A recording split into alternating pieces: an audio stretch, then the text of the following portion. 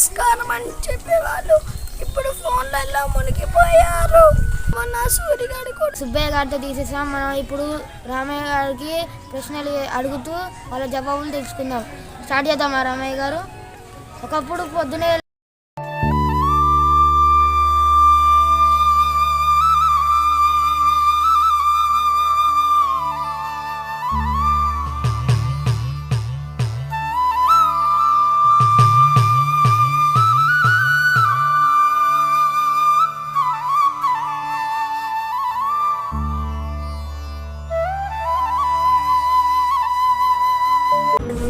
బావి బాట బంగారం ఫోన్ యూజ్ చేయొద్దని అనట్లేదు, కానీ ప్రాణం ఉన్న మనుషుల మధ్యలో బతుకుతున్నామని మర్చిపోకుండా ఉంటే చాలు.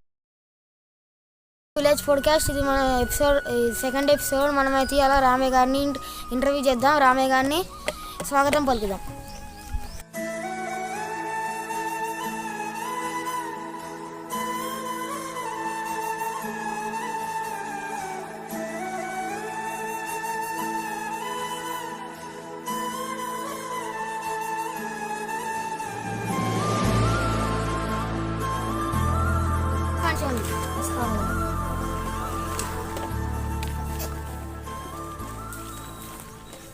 నమస్కారం అండి, వెల్కమ్ టు విలేజ్ పాడ్కాస్ట్. ఇదైతే మన సెకండ్ ఎపిసోడ్. ఫస్ట్ ఎపిసోడ్ ఏమో సుబ్బయ్య గారితో తీసేసాం. మనం ఇప్పుడు రామయ్య గారికి ప్రశ్నలు అడుగుతూ వాళ్ళ జవాబులు తెలుసుకుందాం.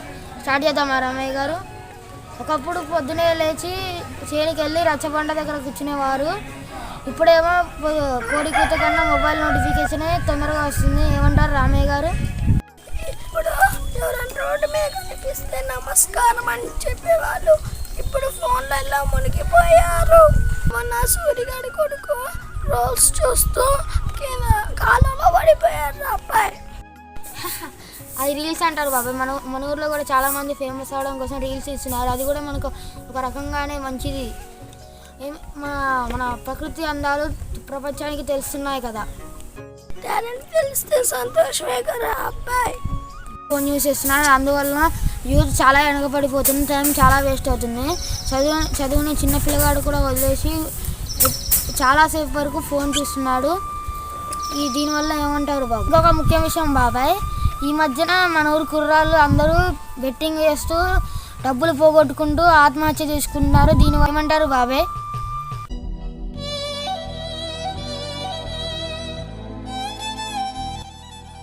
అవునరా అబ్బాయి, మా ఇంటి పక్కన సూర్యగాడు అనే వాళ్ళ అబ్బాయి కూడా కాలేజీ ఫీజు అని డబ్బులు తీసిపోయి ఫోన్లో బెట్టింగ్ ఆడి డబ్బులు పోగొట్టు జూదం ఆడేటప్పుడు ఎక్కడో దాక్కొని ఆడేవాళ్ళు.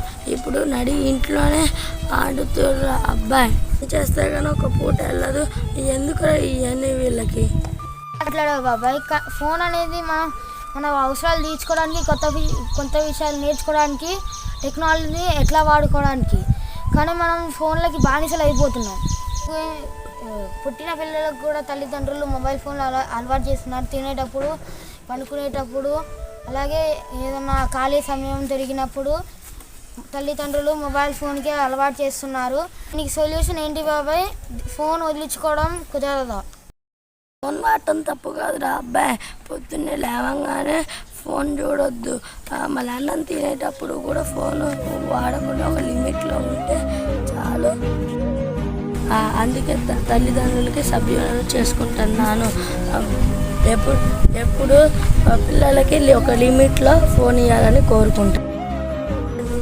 బావి బాట బంగారం ఫోన్ యూజ్ చేయొద్దని అనట్లేదు, కానీ ప్రాణం ఉన్న మనుషుల మధ్యలో బతుకుతున్నామని మర్చిపోకుండా ఉంటే చాలు. చూసారు కదా, మేము కూడా ఫోన్ తక్కువ యూజ్ చేస్తాం, మా అవసరానికి యూజ్ చేస్తున్నాం. కొత్త టెక్నాలజీని వాడుకుంటాం, అంతేగాని ఫోన్కి బానిసలు అవ్వం. మీరు కూడా అలాగే చేయండి, ఫోన్ తక్కువగా యూజ్ చేయండి. అందరం కలిసి మన భారతదేశాన్ని ముందుకు తీసుకెళ్దాం. ధన్యవాదాలు రామయ్య గారు.